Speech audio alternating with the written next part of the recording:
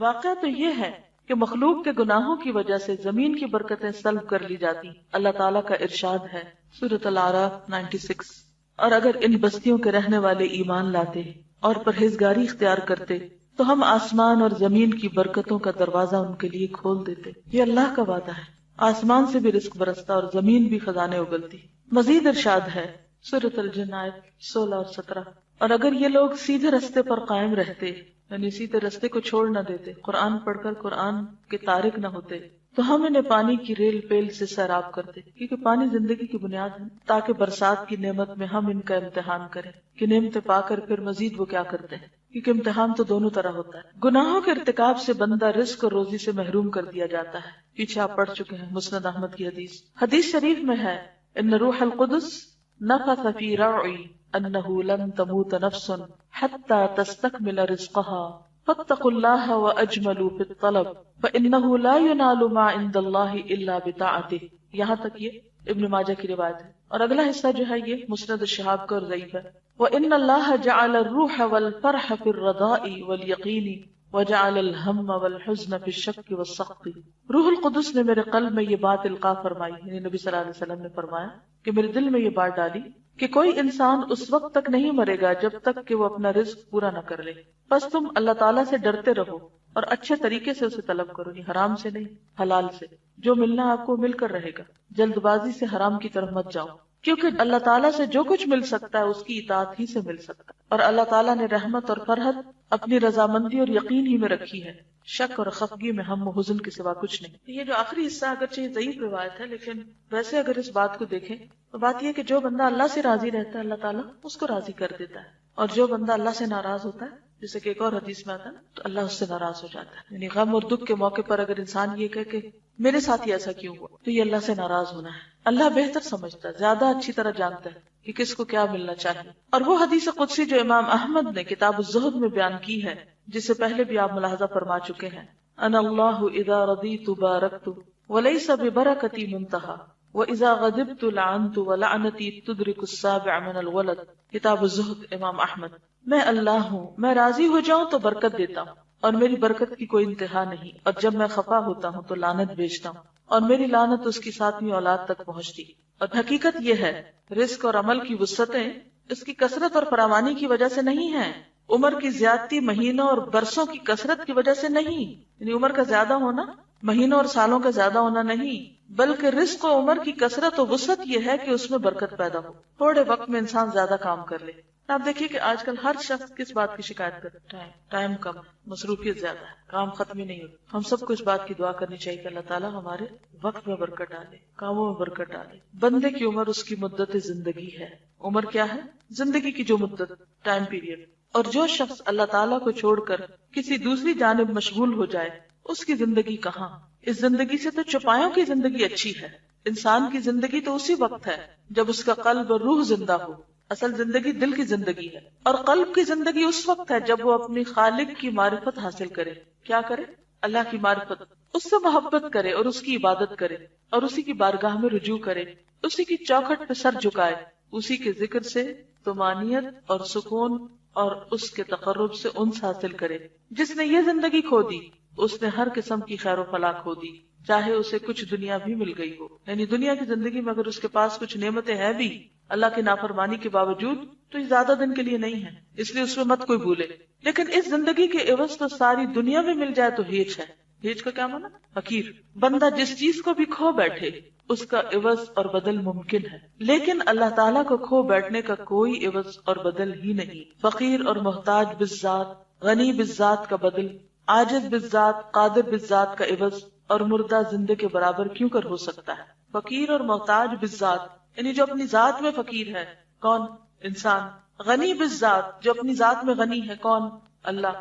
کا بدل یعنی اللہ کو کھو کر کسی انسان کو پا لیا تو کیا ملا، کیا حاصل ہوا؟ عاجز بالذات کون؟ انسان. قادر بالذات کون؟ اللہ. اور مردہ زندے کے برابر کیوں کر ہو سکتا ہے؟ مخلوق خالق کا بدل کس طرح ہو سکتی ہے کہ انسان اللہ کو بھول جائے اور بندوں کے پیچھے دوڑتا رہے؟ وہ مخلوق جس کا وجود بالذات نہیں، جس کی کوئی چیز بالذات نہیں یعنی ذاتی نہیں. انسان کی کوئی بھی چیز ذاتی نہیں. کیا ہے؟ ادھاری ہے نا، مستعار ہے. کہاں سے لیے؟ اس ذات کے عوض اور بدلے میں کیوں کر لی جا سکتی ہے جس کا غنا بالذات، جس کی حیات کمال وجود رحمت سب کچھ بالذات اور لوازمات ذات میں سے ہے. جو شخص ایک ذرے کا بھی مالک نہیں اس ذات کے بدلے میں کیوں کر لایا جا سکتا ہے جو آسمانوں اور زمینوں کی مالک اور مختار ہے. پھر بھی عورتیں کہتی ہیں کہ اللہ کا حکم کیسے مانے، شوہر ناراض ہوتے ہیں تو اللہ کی جگہ شوہر کو لے آئیں نا. کبھی ماں باپ کا بہانا، کبھی کسی اور بڑے کا بہانا. کوئی بھی انسان جس سے ڈر کر کہ اگر میں نے اس کو ناراض کیا تو اس کا نفع مجھے نہیں ملے گا، اس سے ڈر کر اگر آپ اللہ کو ناراض کرتے ہیں تو بہت گھاٹے کا سودا ہے. کوئی بھی انسان جو آپ کو غلط بات کہتا ہے اور آپ اس کی غلط بات میں ہاں ملاتے ہیں اور اس کو راضی کرنے میں اللہ کو ناراض کر جاتے ہیں، کیا حاصل کیا، کیا کمایا، کیا پایا؟ کسی انسان کی خوشی میں، کسی انسان کی خاطر آپ اپنی آخرت برباد کر لیتے ہیں. کیا حاصل کیا؟ ایسا کب ہوتا ہے، کیسے ہوتا ہے؟ ہم انسانوں کو ناراض کیوں نہیں کر سکتے؟ مثلاً آپ دیکھیے کہ اذان ہو چکی مغرب کی، اتنے میں آپ کی دوست کو فون آ جاتا ہے اور وہ کیا چاہتی ہے آپ سے کہ آپ اس سے باتیں کریں چاہے نماز لیٹ ہو جائے، اور آپ اس ڈر سے فون نہیں رکھتے اور نہ اسے بتانے کی جرات کرتے ہیں کہ میری نماز لیٹ ہو رہی ہے، کیونکہ آپ کو یہ ڈر ہے کہ اگر آج میں نے یہ کہا تو آئندہ وہ فون ہی نہیں کرے گی اور دوستی بگڑ جائے گی. کیا کھویا، کیا پایا، کس کو ناراض کر کے کس کو راضی؟ بعض اوقات ہم حکمتوں اور وقتی طور کا عذر لیتے لیتے لیتے اپنی مرضی کر رہے ہو. ٹھیک ہے، تدریج دوسرے کے ساتھ ڈسکس کرنا اور بڑے فتنے کی بجائے چھوٹے فتنے میں رہنا وہ الگ ہے، لیکن بعض اوقات حقیقت میں ایسا نہیں ہوتا. اصل بات یہ کہ ہم سٹرگل ہی نہیں کرتے کیونکہ ہم خود بھی اسی پہ راضی ہوتے ہیں جو کوئی اور ہمیں کہہ رہا ہوتا ہے اور ہم اس پہ ڈالنا چاہتے ہیں. یعنی بعض عورتیں شوہر کا صرف بہانہ کرتی ہیں اور شوہر کی بلا کو بھی نہیں پتا ہوتا. یعنی بعض تو واقعی سیویئر کیسز ہیں، اس میں تو انسان کو بعض اوقات کافی مشکل ہوتی ہے، لیکن بعض اوقات ہم صرف مرضی اپنی کرنا چاہتے ہیں اور نام اس کا لگاتے تاکہ کل اللہ کے یہاں وہ پکڑا جائے گا، میری تو چھوٹ ہو جائے گی، میں یہاں بھی چھوٹی وہاں بھی چھوٹی، کیا نفع کا سودا ہے. تو کیا اللہ کو نہیں پتا کہ اصل مشکل کہاں ہے، کس کو دھوکہ دے رہے ہیں؟ کئی دفعہ لوگ غلط کام کرنا چاہتے ہیں، جا کے کسی سے فتویٰ لے لیتے ہیں اور اس غریب کو یہ بھی نہیں بتاتے کہ اصل بات کیا ہے. اپنی مرضی کا سوال لکھ کے اپنی مرضی کا جواب لیتے ہیں اور پھر اپنے آپ کو مطمئن کر لیتے ہیں کہ وہ فلاں عالم نے کہا تھا ایسا کر لو، اور پھر کیا کہتے ہیں کہ اب ذمہ داری عالم کی ہوگی، ہماری نہیں، ہم چھوٹ گئے. اور عالم بھی کیوں ایسی بات کر رہے ہیں؟ عالم کی بھی پکڑ ہے وہاں جہاں وہ بندوں کو راضی کرنے کے لیے حق چھپا رہا ہے. بنی اسرائیل کے علماء کی کیوں شامت آئی؟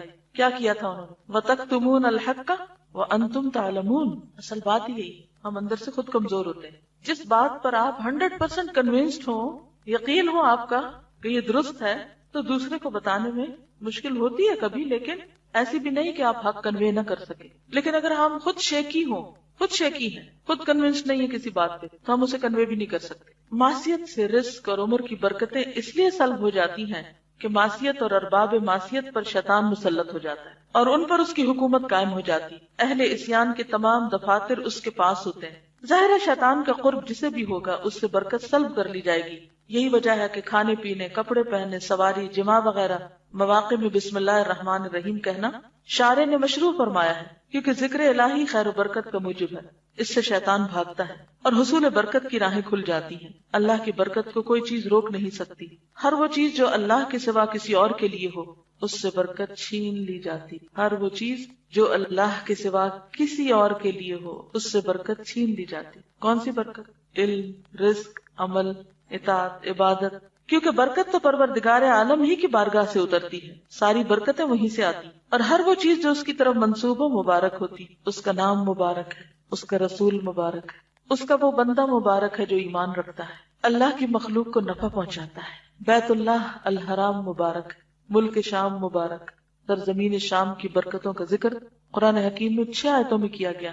پس دنیا میں اس کی ذات کے سوا کوئی مبارک نہیں. ہر وہ چیز جو اس سے نسبت نہیں رکھتی، یعنی اس کی محبت اور رضا سے نسبت نہیں رکھتی، اس میں کسی قسم کی برکت نہیں. کوئی کام جو اللہ کی رضا کے خلاف ہو رہا ہو، خواہ وہ شادی کی محفل، خواہ وہ کوئی تعلق، کسی قسم کا لین دین، کوئی برکت نہیں، اسے کوئی خیر نہیں پھوٹ سکتی. یہ تو ساری کائنات اس کی ربوبیت اور خالقیت سے نسبت رکھتی ہے، لیکن اس کی ربوبیت اور رضامندی کی نسبت نہ ہو تو وہ بے برکت ہے. دنیا کی ہر وہ چیز، خواہ وہ آیان و اشخاص ہو، آیان کون ہوتے ہیں؟ یعنی بڑے بڑے لوگ، خواہ اقوال و گفتار یا اعمال و کردار، جو بھی اللہ سے بعید اور دور ہے اس میں خیر و برکت نہیں. جو چیز اس سے قریب ہوگی بقدر قربت اس میں خیر و برکت ہوگی، جو جتنی قریب اتنی خیر و برکت والی. برکت لعنت کی ضد ہے. بس وہ زمین جس پر اللہ نے لعنت کی، یا وہ آدمی جس پر اس کی لعنت ہو، یا وہ کام جس پر اللہ کی لعنت ہو، خیر و برکت سے دور اور بہت ہی دور ہوگا. وہ چیزیں بھی خیر و برکت سے محروم ہوں گی جن کا ان ملعون چیزوں سے کسی قسم کا تعلق ہوگا۔ اللہ تعالیٰ نے اپنے دشمن ابلیس پر لعنت بھیجی اور اپنی ساری مخلوق سے اسے دور تر پھینک دیا، اس لیے ہر وہ چیز جسے ابلیس سے کسی قسم کی نسبت اور تعلق ہوگا اس پر بقدر نسبت و تعلق لعنت ہوگی۔ ظاہر ہے کہ عمر، رزق، علم اور عمل وغیرہ سے برکتوں کے سلب ہونے میں گناہوں کا بڑا دخل ہے، اور معاصی کے اثرات بہت دور رس ہیں۔ پس وہ وقت جس کے اندر تم اللہ کی نافرمانی کرو، یا وہ مال جس کے ذریعے اللہ کی نافرمانی ہو، یا وہ جسم اور مال، قوت، جاہ و منزلت اور علم و عمل جس کے ذریعے اللہ کی نافرمانی ہوتی ہو، وہ اللہ کے یہاں نافرمانی کرنے والے کے خلاف حجت ہے، اور یہ اس کے حق میں قطعاً مفید نہیں۔ صرف وہی چیز کارآمد ہوگی جو طاعت الہی میں صرف کی جائے۔ یہی وجہ ہے کہ بعض لوگ 100 برس زندہ رہتے ہیں لیکن انہیں بمشکل 20 سال کی عمر نصیب ہوتی۔ بعض کے پاس سونے چاندی کے انبار ہوتے ہیں اور مال و دولت سے ان کے خزانے پر ہوتے ہیں، لیکن در حقیقت اس میں سے 1000 درہم بھی ان کی قسمت میں نہیں ہوتے۔ یہی حال جاہ و منزلت اور علم کا ہے۔ حدیث شریف میں ہے، الدنیا ملعونۃ ملعون ما فیہا الا ذکر اللہ عز وجل وما والاہ او عالم او متعلم۔ ترمذی، ابن ماجہ نے بھی اس کو روایت کیا۔ دنیا ملعون ہے اور جو کچھ اس میں ہے ملعون ہے سوائے ذکر اللہ کے، یا جو اس سے تعلق رکھے، یا عالم یا متعلم، سیکھنے والا یا سکھانے والا۔ ایک اور حدیث میں ہے، ملعونۃ ملعون ما فیہا الا ما کان للہ۔ یہ ترمذی کی روایت یہی ضعیف ہے، مفہوم ملتا جلتا اوپر سے۔ دنیا ملعون ہے اور دنیا میں جو کچھ ہے ملعون ہے سوائے اس کے جو اللہ تعالیٰ کے لیے ہو۔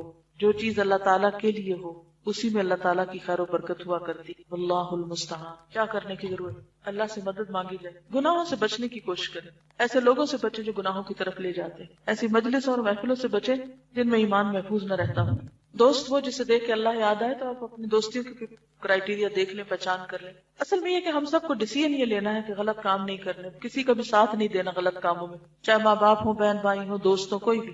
نیکی میں تعاون کرنا ہے، برائی میں کسی سے بھی تعاون نہیں کرنا، چاہے کوئی ناراض ہوتا ہے یا راضی۔ اگر کوئی وقتی طور پہ ناراض بھی ہو جائے گا نا اور ہم نے اللہ کو راضی کر لیا تو اللہ اس کو بھی ہم سے راضی کر دے، لیکن اگر اللہ کو ناراض کر کے اس کو راضی کیا تو اللہ بھی ناراض اور اللہ اس کو بھی ہم سے ناراض کر دے گا کسی دن۔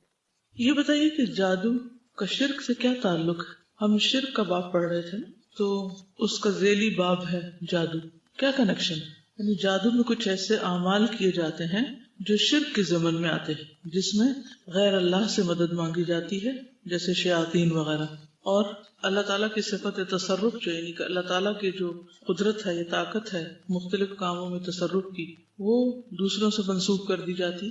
بعض اوقات جادوگر یہ بھی شو کرتے ہیں کہ وہ غیب کا علم جانتے ہیں، اپنے آپ کو نفع و نقصان کا مالک سمجھتے ہیں، یعنی دوسروں کو نفع یا نقصان پہنچانے کا دعویٰ کرتے ہیں کہ ہم جادو کے ذریعے کوئی چیز حاصل کر لیں گے یا پھر کسی کو کوئی نقصان دے سکیں گے، حالانکہ ایسا ممکن نہیں جب تک کہ اللہ تعالیٰ نہ چاہے۔ تو دراصل اس میں بہت سا عقیدے کا بگاڑ ہے۔ جادوگروں کے علاوہ اور کن کے پاس جانا شرک کا سبب بن سکتا ہے؟ کاہن کس کو کہتے ہیں؟ مثلا جو غیب کی خبریں دیتے ہیں، پیشن گوئیاں جو کر رہے ہوتے ہیں۔ پھر غیب کی خبریں دینے والوں میں کون کون شامل ہیں؟ نجومی کیا کرتے ہیں؟ وہ کس کے ذریعے خبریں پہنچاتے ہیں؟ ستاروں کو ذریعہ بناتے ہیں، ستاروں کی رفتار یا مختلف سٹارز یا جو سیارے ہوتے ہیں ان کے ذریعے۔ برج، وہ جو بروج، سورت بروج سے اس کی دلیل لیتے ہیں، حالانکہ اس میں تو کوئی ایسے ذکر نہیں۔ اور کون ہوتے ہیں جن کے پاس جا کر انسان شرک کا مرتکب ہوتا ہے؟ فال گیر، یعنی جو فال نکالتے ہیں۔ فال کے لیے کس چیز کا استعمال کیا جاتا ہے؟ پرندے، طوطا وغیرہ کو۔ اچھا، اور پامسٹ، یس، جو ہاتھ کی لکیریں دیکھتے ہیں، اس میں کیا برائی ہے؟ ہاتھ کی لکیریں دیکھنا تو ایک سائنس ہے، ایک علم ہے، ایک فن ہے، تو اس کا کیا تعلق ہے شرک سے؟ جی، مستقبل کے بارے میں کسی بھی چیز کے علم کا دعویٰ کرنا درست نہیں، کیونکہ کل کیا ہونے والا ہے قرآن مجید میں آتا ہے، ما تدری نفس ماذا تکسب غدا، کسی کو نہیں پتا کہ اس نے کل کیا کرنا ہے۔ لکھا ہے قرآن میں، کس سورت میں آئی؟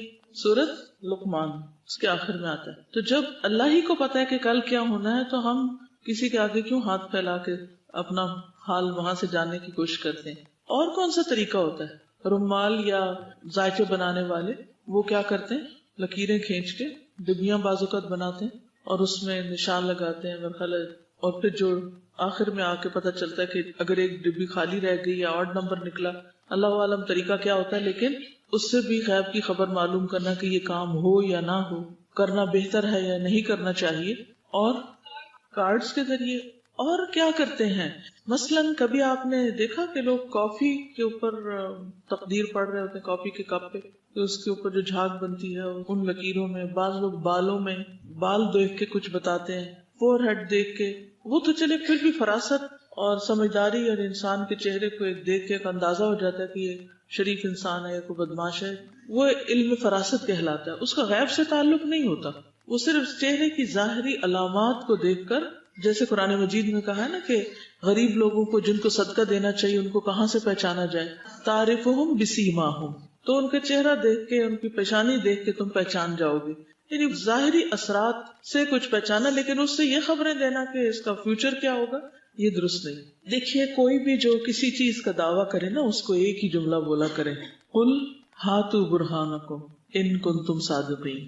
اگر تم اپنے اس دعوے میں سچے ہو تو ہمیں کوئی دلیل دے دو، ہم بھی مان جائیں گے، ہمیں کوئی مشکل نہیں. اور اگر کوئی دلیل نہیں ہے تو کیا کسی انسان کو یہ بات زیب دیتی ہے کہ وہ کسی کی تباہی کا فیصلہ کرے؟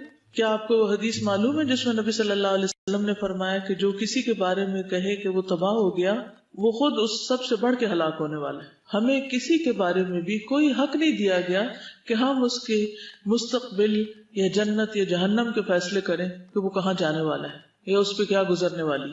اصل چیز یہی ہے کہ آپ کے پاس معیار ہونا چاہیے اور اس کے مطابق آپ پھر چیزوں کو پرکھیں.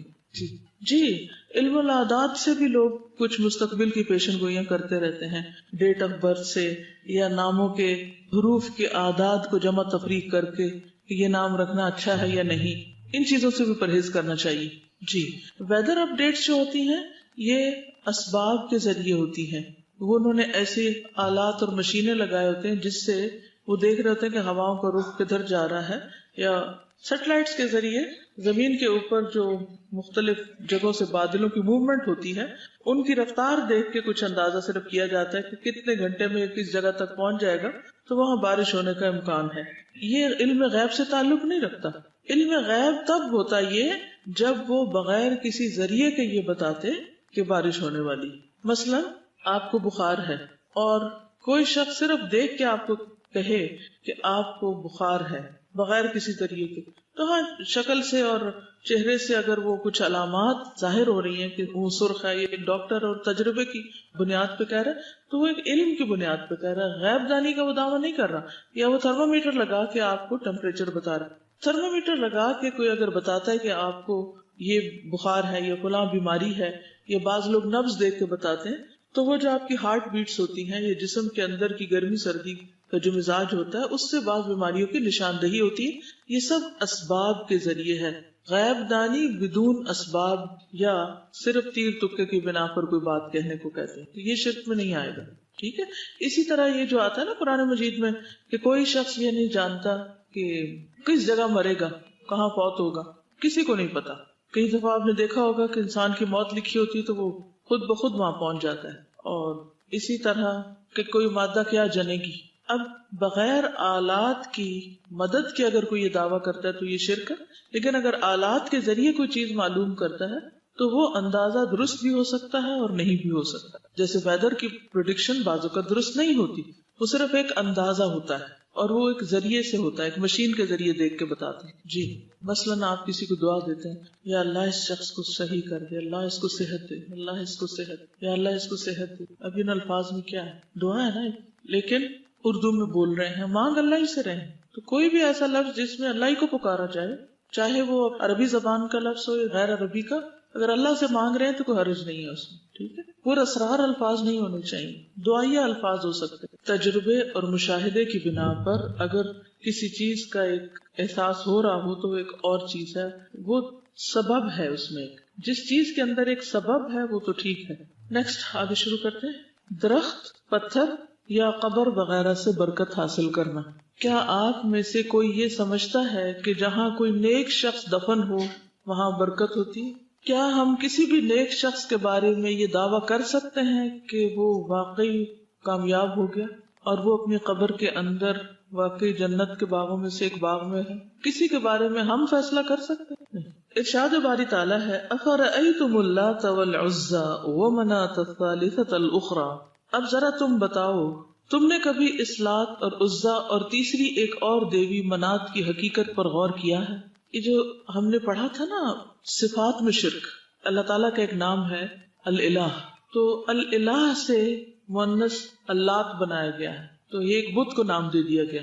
پھر العزا جو ہے یہ العزیز جو صفت ہے اللہ کی اس سے مشابہ، یہ کچھ دیویوں کے نام تھے جو اہل عرب نے رکھے ہوئے تھے۔ سورۃ النجم کی آیت ہے اب ذرا بتاؤ تم نے کبھی اس لات اور عزا اور تیسری ایک اور دیوی منات کی حقیقت پر غور کیا ہے کہ ان کی کیا حقیقت ہے؟ جیسے ہمارے ہاں مختلف بزرگوں کے اصل نام کے علاوہ کچھ نام ان کو دے دیے جاتے ہیں اور وہ صفاتی نام ہوتے ہیں، ان ناموں میں بھی شرک ہوتا ہے۔ مثلا کسی بزرگ کا کوئی صفاتی نام بتائیے، غوث اعظم، ان کا اصل نام کیا تھا؟ عبد القادر جیلانی۔ انہوں نے اپنا نام کیا رکھا ہوا ہے کہ وہ القادر جو اللہ کی صفت ہے ان کے بندے ہیں، اور بندوں نے ان کا نام کیا رکھ دیا کہ وہ سب سے بڑے فریادیں سننے والے، لوگوں کی مشکل آسان کرنے والے۔ تو یہ کیا ہے؟ دراصل صفاتی شرک ہے، صفات میں شرک ہے، اللہ کی صفات میں کسی اور کو شریک کرنا ہے۔ بہرحال لات کے بارے میں علامہ ابن کثیر فرماتے ہیں لات ایک سفید پتھر تھا جس پر خوب نقش و نگار کیا گیا تھا، اس کو ایک مکان میں سجا بنا کر رکھا گیا تھا، اور اس مکان کے ارد گرد ایک بہت بڑی اور مضبوط چار دیواری بنائی گئی تھی جس کو خوبصورت پردوں سے سجایا گیا تھا۔ اس کے باقاعدہ پجاری اور پروہت تھے، یہ اہل ثقیف کا بت تھا، تمام عرب اس پر فخر کیا کرتے تھے۔ دراصل لات نیک شخص تھا، حجاج کرام کو ستو پلایا کرتا، جب فوت ہو گیا تو لوگوں نے اس کی قبر کو اپنے مقاصد کے لیے اختیار کر لیا اور آہستہ آہستہ اس کا بت بنا کر پوجا شروع کر دی۔ جناب رسالت مآب صلی اللہ علیہ وسلم نے سیدنا مغیرہ بن شعبہ رضی اللہ عنہ کو اس کی گرانے کے لیے بھیجا۔ انہوں نے پہلے تو اس کو مسمار کیا یعنی گرایا، اور پھر آگ لگا کر جلا دیا۔ جس طرح بنو ثقیف نے پتھر اور قبر دونوں کی الوہیت کو مد نظر رکھتے ہوئے ان کی عبادت شروع کر دی تھی، یعنی پتھر اور قبر کو الہ بنا رکھا تھا، اسی طرح آج کل لوگ قبروں پر بڑے بڑے کتبے اور اونچی قبریں بھی بنا لیتے ہیں اور وہاں عبادت شروع کر دیتے ہیں۔ اور جیسے یہ انہوں نے کیا ہوا تھا نا کہ اس کو سجایا ہوا تھا اور پھر پردے لٹکائے ہوئے تھے اور بہت اہتمام کیا ہوا تھا اور لوگ اس سے بہت محبت کرتے تھے اس جگہ سے۔ پھر اسی طرح العزا کے بارے میں علامہ ابن جریر یوں لکھتے ہیں عزا ایک درخت تھا جس کو چار دیواری میں گھیر لیا گیا تھا، اس کو بہت خوبصورت پردوں سے مزین کیا گیا تھا۔ یہ درخت مکہ مکرمہ اور طائف کے درمیان ایک وادی نخلا میں تھا۔ قریش مکہ اس درخت کی بے انتہا عزت اور توقیر کرتے تھے۔ یہ پتھر اور درخت دراصل نشان کے طور پر تھے جن کی دراصل قبریں یا جگہ بنائی گئی تھی، لوگوں کی زیارت گاہیں۔ امام نسائی اور ابن مردویہ ابو الطفیل سے روایت کرتے ہیں کہ رسول اکرم صلی اللہ علیہ وسلم نے جب مکہ مکرمہ فتح کر لیا تو سیدنا خالد بن ولید کو وادی نخلا کی طرف بھیجا کہ جا کر عزا کو کاٹ دے۔ خالد جب وادی نخلا پہنچے تو دیکھا وہاں 3 درخت تھے، تینوں کو انہوں نے کاٹ دیا اور مکان کو بالکل مسمار کر کے آپ کی خدمت میں حاضر ہوئے۔ رسول اکرم صلی اللہ علیہ وسلم نے فرمایا دوبارہ جاؤ، تم نے کوئی کام نہیں کیا۔ سیدنا خالد دوبارہ وہاں پہنچے تو عزا کے پجاریوں نے انہیں دیکھتے ہی پہاڑ کی پناہ لی اور یا عزا کے نعرے بلند کرنے لگے۔ سیدنا خالد اس مقام کے قریب گئے تو کیا دیکھتے ہیں کہ ایک عورت بالکل برہنہ حالت میں ہے، ننگی ہے، اس کے بال بکھرے ہوئے ہیں اور مٹی اٹھا اٹھا کر اپنے سر پہ ڈال رہی۔ سیدنا خالد تلوار کے وار سے اس کا کام تمام کر دیا۔ رسول اکرم صلی اللہ علیہ وسلم کی خدمت میں حاضر ہو کر تمام واقعہ بیان کیا۔ آپ صلی اللہ علیہ وسلم نے فرمایا وہی عورت عزا تھی۔ یہی صورتحال یا اس سے بھی بڑھ کر آج کل اولیاء کی قبروں اور مزاروں پر دکھائی دیتی ہے۔ قبروں مزاروں پر رنگ برنگی پٹیاں، کپڑے، چادریں، چراغاں، عجیب و غریب کرامات کی نسبت اور بجائے عبرت کی جگہ ہونے کے اسے زیارت گاہ میں تبدیل کرنے کا عمل، یہ سب سرگرمیاں بظاہر خوبصورت مگر شرک کا باب کھول کر اس میں داخل کرنے والی۔ منات مکہ اور مدینہ منورہ کے درمیان قدید نامی علاقے میں یا قدید نامی علاقہ میں ایک جگہ مشلل ہے، یہاں منات دیوی کا بت نصب تھا۔ خزاع، اوس اور خزرج تینوں قبیلوں کا یہ مشترک بت تھا۔ یہ تینوں قبیلے اس کی بے حد تعظیم و توقیر کرتے تھے، حتیٰ کہ حج کے لیے احرام بھی یہی سے باندھا کرتے۔ یہاں مشرکین آ کر بطور تبرک جانور ذبح کرتے اور خون گراتے اور بہاتے۔ فتح مکہ کے سال رسول اللہ صلی اللہ علیہ وسلم نے حضرت علی کو اس کو گرانے کے لیے بھیجا، چنانچہ انہوں نے اسے منہدم کر دیا۔ عن ابی واقد اللیثی قال خرجنا مع رسول اللہ صلی اللہ علیہ وسلم الى حنین ونحن حدثاء عہد بکفر وللمشرکین السدرہ یعکفون عندها وَيَنُوطُونَ بِهَا أَسْلِحَتَهُمْ يُقَالُ لَهَا ذَاتُ أَنْوَاطٍ فَمَرَرْنَا بِالسِّدْرَةِ فَقُلْنَا يَا رَسُولَ اللَّهِ صلی اللہ علیہ وسلم اجعل لنا ذات انواط كما لهم ذات انواط فقال رسول الله صلی اللہ علیہ وسلم اللہ اکبر انها السنن قلتم والذی نفسی بیدی كما قالت بنو اسرائیل لموسى اجعل لنا الها كما لهم آلهة قال انکم قوم تجهلون لترکبن سنن من قال قبلکم. ترمذی. ابو واقد اللیثی بیان کرتے ہیں کہ ہم جنگ حنین کے موقع پر رسول اللہ صلی اللہ علیہ وسلم کے ساتھ مقام حنین کی طرف جا رہے تھے. ہمارا زمانہ کفر ابھی نیا نیا گزرا تھا. راستے میں ایک جگہ بیری کا درخت آیا جس کو ذات انوات کہا جاتا تھا. مشرکین اس درخت کے پاس بیٹھنا باعث برکت خیال کرتے تھے اور اپنے ہتھیار بھی اس پر لٹکاتے تھے. ابو واقد فرماتے ہیں کہ چلتے چلتے ہم ایک بیری کی درخت کے پاس سے گزرے تو ہم نے آپ سے عرض کی یا رسول اللہ صلی اللہ علیہ وسلم جیسے ان مشرکین کے لیے ذات انوات ہے ہمارے لیے بھی ایک ذات انوات مقرر کر دیجئے. رسول اللہ صلی اللہ علیہ وسلم نے یہ سن کر اللہ اکبر کہا اور فرمایا بخدا تم بالکل وہی بات کہہ رہے ہو جو بنی اسرائیل نے حضرت موسیٰ سے کہی تھی کہ ہمارے لیے کوئی ایسا معبود بنا دیں جیسے ان لوگوں کے معبود ہیں. تو موسیٰ علیہ السلام نے فرمایا تم بڑی نادانی کی باتیں کرتے ہو. پھر فرمایا تم بھی اگلی امتوں کے طریقہ کار پر چلو گے، یعنی جیسے پہلے قوموں نے یہ کام کی تم بھی کرو.